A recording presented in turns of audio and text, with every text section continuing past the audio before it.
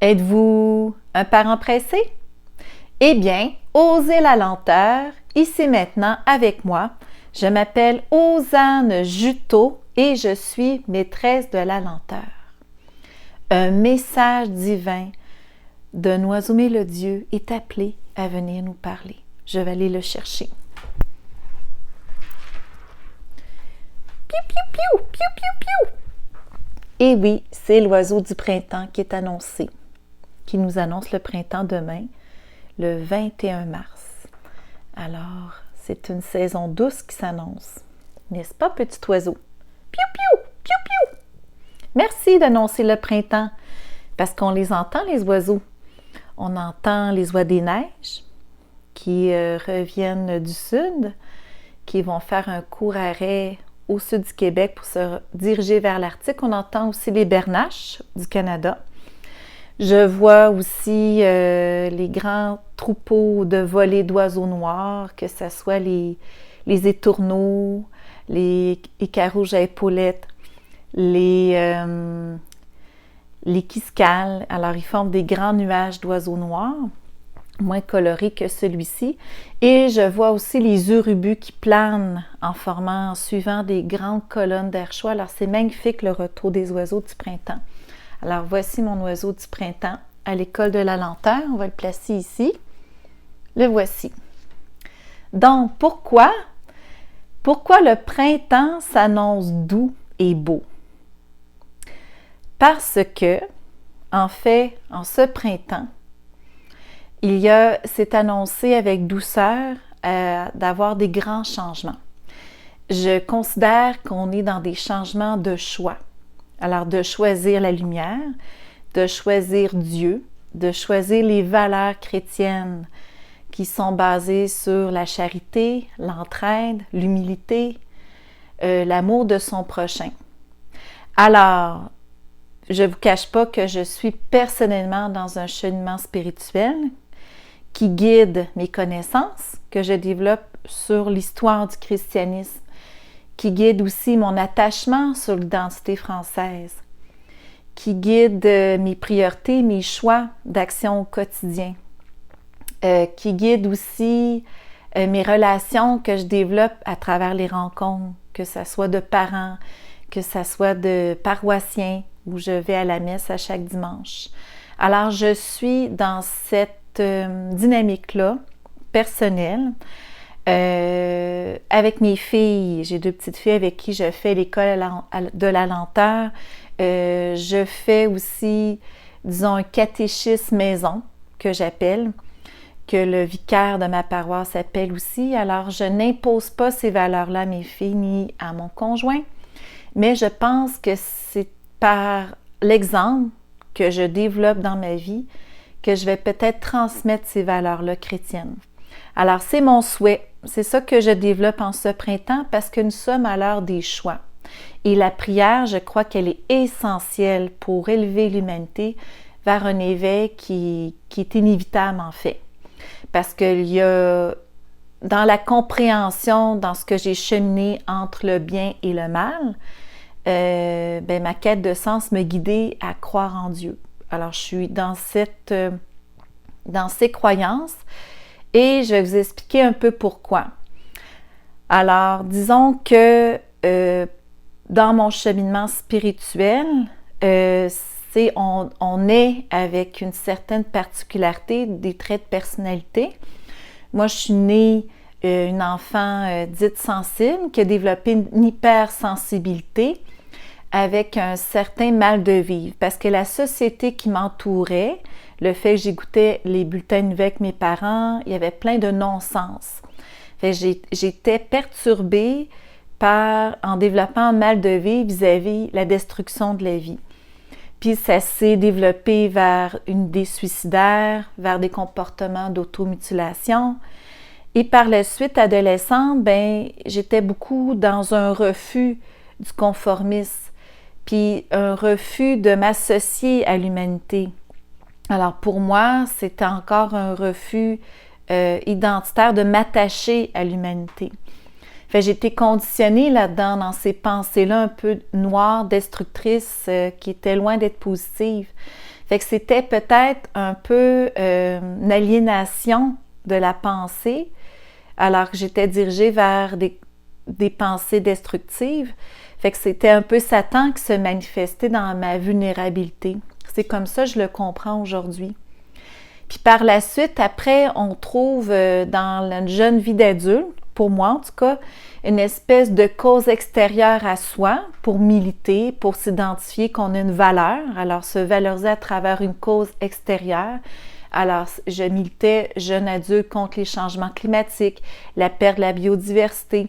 J'entretenais un sentiment de ne pas avoir le droit d'exister. Fait que comme être humain, il fallait militer pour initier son droit d'exister dans le sens que je veux sauver la planète. Alors, par mes actions quotidiennes, en réduisant les déchets, en disant donc que l'être humain détruit tout autour de soi.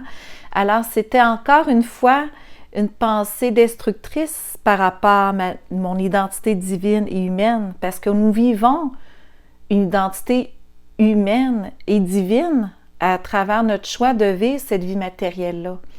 Alors, on a ce devoir de revenir sur le bon chemin parce que les chemins bientôt vont se séparer. Il va y avoir le chemin de Dieu, l'appel de Dieu avec l'illumination des consciences. Puis là, dans mon discours, je ne suis pas là pour emmener une chronologie des événements parce que pour moi, ce qui est important, c'est de rester dans l'espoir de l'humanité. Parce que ce qu'on va nous montrer, c'est des images de destruction, puis que l'humain est tellement laid, puis qu'il détruit tout, puis il est haineux. Mais ça ne m'appartient pas et je dis non à ça. Alors après, il y a le choix de Satan avec son divertissement pervers à travers les films, à travers les scénarios de fin du monde, à travers la musique aussi perverse. Alors il ne se cache plus, il s'impose partout. Et aussi à travers les valeurs seulement dirigées vers le matériel, l'appât du gain, d'argumenter, de toujours avoir l'ego, cet ego-là qui est surdimensionné, qui n'a plus cette humilité d'apprendre, de dire j'ai peut-être pas raison, je suis toujours d'être dans l'ouverture d'apprendre de l'autre. Alors, cet ego-là, qui parfois est même un ego spirituel surdimensionné, parce qu'on peut le voir dans toutes sortes d'accompagnements spirituels. Alors, je pense qu'il faut revenir à la simplicité de que ça soit des messages célestes de Marie. Je veux dire qu'on pense à la Bible, qu'on pense aux évangiles, ou qu'on pense, par exemple, ici, au message céleste de Marie qui est la maman protectrice de Jésus. Elle a accepté sa mission de Dieu, d'avoir en elle Jésus, puis elle l'a mis au monde, elle l'a chéri, elle a vécu cette mission. Puis là, présentement, on est dans la période du carême, dans la période de la célébration de la résurrection de Jésus. Fait que le chemin de croix que Jésus a fait, Marie était présente quand il a été condamné par les Juifs, puis il a dû porter la croix. Fait qu'il y a eu des misères. Marie, elle était là, elle a perdu son fils chéri. Fait que c'est toute une peine qu'elle porte. Alors, elle représente toutes les femmes, toutes les mamans qui désirent protéger leur enfant, qui protègent leur enfant, qui aiment leur enfant. Avec Saint Joseph, qui a accepté, même si c'était un père divin, mais c'était pas un père réel, dans le sens que il n'a pas utilisé sa propre semence pour que Jésus naisse, mais il a accepté ce rôle-là de protecteur, de protéger Jésus et Marie. Fait qu'on a célébré Saint Joseph récemment cette semaine jusqu'au 19 mars. Alors ça, c'est toutes des connaissances que je développe grâce aux gens de ma paroisse, grâce aux vicaires qui sont présents aussi à mon église. Puis, je crois qu'on doit revenir à ça parce que Satan va se manifester de plus en plus. Il va se manifester à travers les gouvernements, les gouvernements qui vont nous imposer leurs bêtises. Alors, l'inflation monstre qui s'annonce. Après ça, le surendettement, les nations qui vont s'écrouler, les systèmes qui vont s'écrouler, eux, ils sont juste contents parce que ça va créer un désordre social, un chaos social. Fait que tout ça est voulu. Puis après ça, cette main-là providentielle du gouvernement va paraître comme une main bienfaitrice, protectrice pour dire, regardez, on va vous aider, accepter l'identité numérique, puis on va vous continuer à vous donner ce support-là financier, économique. On va s'assurer de vous nourrir. Alors, en fait, si on revient à la lumière, c'est que les relations d'entraide vont être essentielles, mais vraiment essentielles, et de s'entourer de personnes avec qui on a confiance, avec qui on développe des valeurs communes. C'est pas obligé d'être des valeurs chrétiennes, c'est pas de s'entourer juste de personnes chrétiennes, mais des personnes de cœur qui ont l'amour du prochain, le respect du prochain. Et moi, j'adore suivre dans ce sens pour travailler, pour changer de paradigme, c'est Valérie Bugeaud. C'est une femme merveilleuse. Pour moi, je la vois comme une Jeanne d'Arc qui nous propose une solution pour reconstruire le monde de demain. Alors, je le mettrai en lien, ce commentaire. Alors, elle propose un changement de paradigme parce que depuis 200 ans, on vit à travers les marionnettes des financiers. Alors, les banques centrales qui contrôlent les parlementaires, qui contrôlent la Constitution, contrôlent les élus. Alors, eux, ils ont les mains dirigeantes sur ce système-là, puis ils ne s'en cachent plus. Toutes les coupures qu'on voit, tout l'argent qui est gaspillé, les investissements complètement pervers, complètement débiles.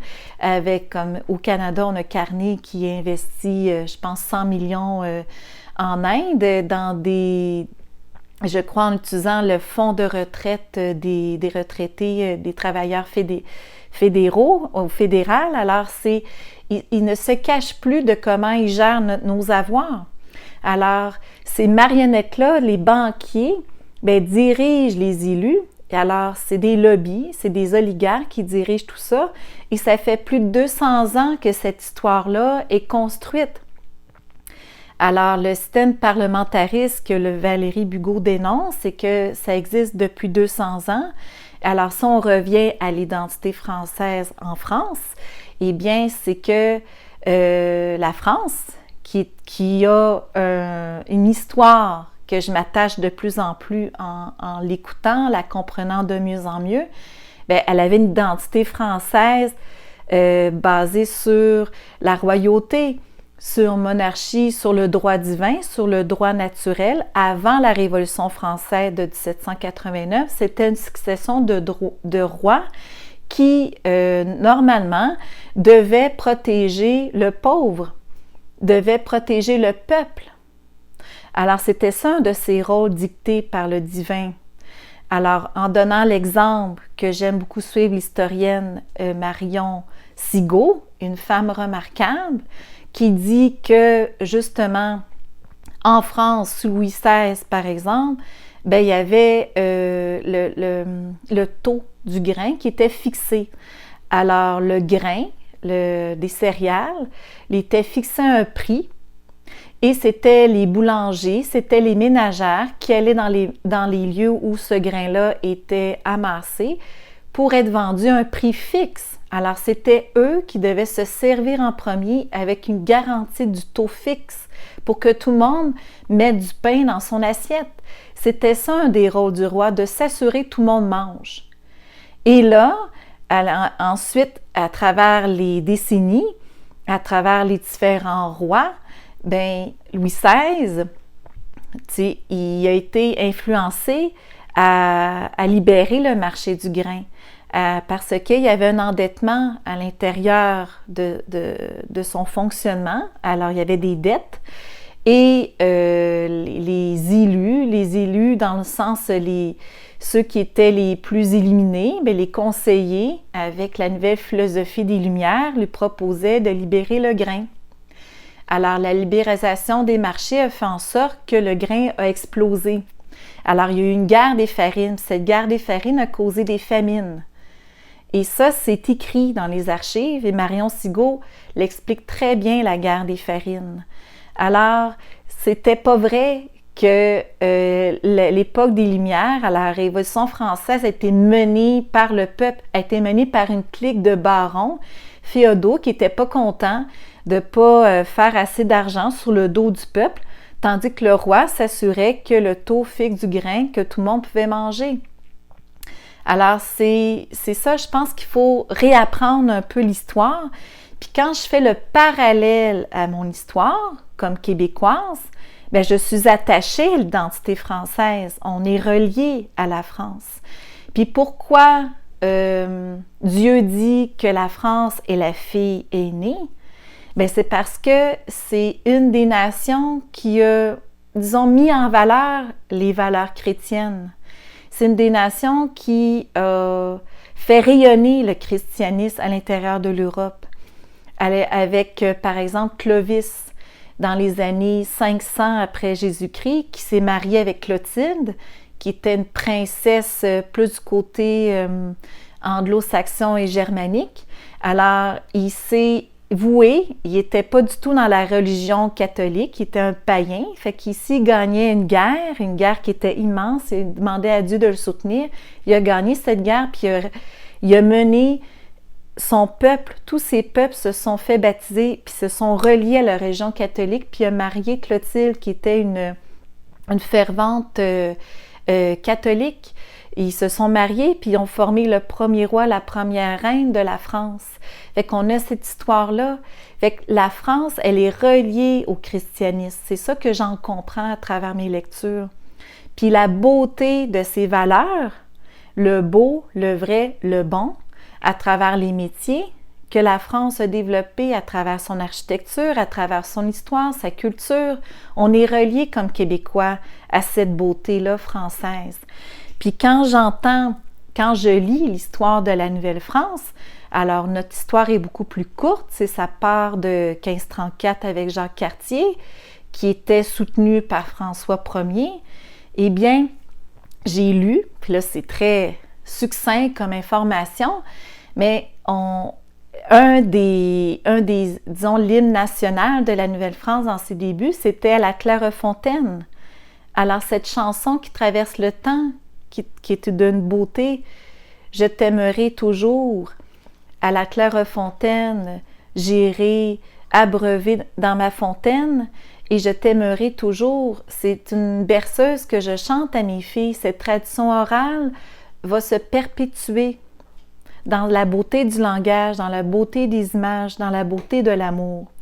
Et puis, si on revient à l'histoire de la Nouvelle-France, j'ai lu un article alors de ce livre ici, qui est un guide spirituel, mais je trouve ça intéressant. Ça vient d'un Québécois qui a écrit ce livre dans les débuts des années 2000 parce qu'il a fait une tournée dans le mal de vivre qu'habitaient les jeunes. Parce que son jeune s'est suicidé.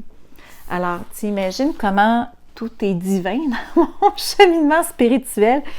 Puis qu'il écrit sur certains personnages, des femmes importantes qui ont bâti la Nouvelle-France. Alors, je vais lire l'extrait parce que je trouve ça très inspirant. Et inspirant aussi avec la direction que je veux emmener à l'école de la lenteur. Alors, la première école de notre pays a été fondée par deux jeunes veuves fort courageuses qui sont venues habiter à Québec alors que la ville n'était qu'une colonie d'une 12aine d'habitants. Marie-Madeleine de Chauvigny et Marie Guyard de l'Incarnation ont toutes deux reçu un songe dans lequel Dieu les appelait à venir habiter en Nouvelle-France. Dans son rêve, Marie Guyard aperçut un grand pays comme dans un brouillard, un pays de montagnes et de vallées. Elle ne connaissait pas et elle fut appelée à venir s'y établir. Ensuite, le premier hôpital du Canada fut fondé à Montréal en 1645 par une autre femme courageuse, une infirmière du nom de Jeanne Mance. En dépit du danger extrême qui la menaçait lors des fréquentes attaques iroquoises, cette pionnière demeura fidèle au service des autres. Elle dispensa des soins aux membres de la colonie, comme aux Amérindiens. Et elle prit aussi à sa charge plusieurs orphelins. On la surnommait l'ange de Ville-Marie. Alors, on est lié, tissé serré avec l'identité française et on est tissé serré avec les valeurs chrétiennes. Alors, pourquoi je fais cette vidéo? Eh bien, j'appelle les parents, j'appelle évidemment les familles à revenir dans ces valeurs-là parce qu'elles sont essentielles pour nous guider dans les temps troubles qui s'annoncent. Elles sont essentielles pour rester dans le calme et dans l'espoir. Parce que on veut pas, nous sommes dans ces grands changements. Puis, si je reviens dans mon cheminement, comme j'ai un peu fait comme introduction, eh bien, mon cheminement spirituel est guidé vers là. Pourquoi? Parce que je suis une maman. Alors, une maman depuis mon Dieu, ça passe vite, 2019. Et j'ai 47 ans aujourd'hui. C'est ma date d'anniversaire, le 20 mars. Alors, j'ai 47 ans et j'ai décidé que j'affirmais qui je suis. Alors, je suis Hosanne. Dans la prière, on dit « Hosanna au plus haut des cieux ». Ça me gênait beaucoup. Je me souviens, petite, à la messe, que ça me gênait énormément. Mais c'est pas de me rendre sur un piédestal comme sainte, c'est pas ça du tout. Mais c'est que ça devient tellement habité à l'intérieur de moi, cette croyance. Je crois en Dieu, je crois en Jésus, je crois à la Sainte Vierge, je crois en la Trinité, Dieu le Père, Jésus et l'Esprit Saint. Je crois à la Vierge Marie. Alors, je crois au pouvoir de la prière. Alors, je pense que pourquoi je me dirige vers ça, c'est parce que la quête de sens, à un moment donné, elle est infinie si on ne décide pas de se poser sur quelque chose de plus grand que nous. Je veux dire, on pourrait dénoncer la perversion des systèmes, que ce soit le système de la DPJ, que ce soit les coupures dans le gouvernement, que ce soit l'inflation monstre qui s'annonce et qui a déjà débuté. On pourrait militer dans les rues pour dénoncer les abus. On pourrait développer une division sociale à travers le méchant immigrant illégal, l'islamisme radical, le wokisme, la gauche extrémiste. Tout ça, c'est voulu pour nous diviser, pour entrer dans la torpeur, dans la peur, dans la division et dans l'espèce d'aveuglement et ce brouhaha qui va nous aveugler. Alors, si on veut de la clarté, il faut s'ancrer dans quelque chose de plus grand que nous, qui est beau, vrai et divin. Et Dieu, c'est ça qui nous appelle. Alors, je sais que cette vidéo est longue. Tant mieux si vous l'écoutez jusqu'au début. J'en ferai d'autres dans cette même lignée, dans cette même inspiration, parce que je veux approfondir mes lectures. Je veux mettre une routine de prière dans ma vie. Je veux établir des valeurs chrétiennes dans mon quotidien. Alors, c'est ça que je veux. Et je veux initier mes enfants et ma famille à cela en me donnant moi-même comme exemple, comme maman, comme citoyenne et comme amie aussi. Alors, voilà. C'est ce que je vous offre aujourd'hui, de vous encourager à vous questionner quel choix vous avez envie de faire en ce printemps, le choix de la lumière ou le choix de l'ombre, le choix de la clarté ou le choix du désespoir. Alors sur ce, je vous invite à prendre un rendez-vous de ralentissement parental. Je crois qu'il sera nécessaire de discuter et je suis maîtresse de la lenteur, j'ai mon expérience de vie et j'ai aussi ma formation comme enseignante préscolaire et aussi enseignement primaire. Je fais l'école maison avec mes filles, alors j'ai plusieurs cordes à mon arc qui, selon moi, peut vous aider selon vos besoins particuliers dans votre famille. Alors, sur ce, je vous souhaite un beau printemps. Profitez de cette neige douce qui tombe pour mettre de la lumière autour de vous, de la lumière dans votre cœur. Alors, bisous, bisous. Prenez soin de vous.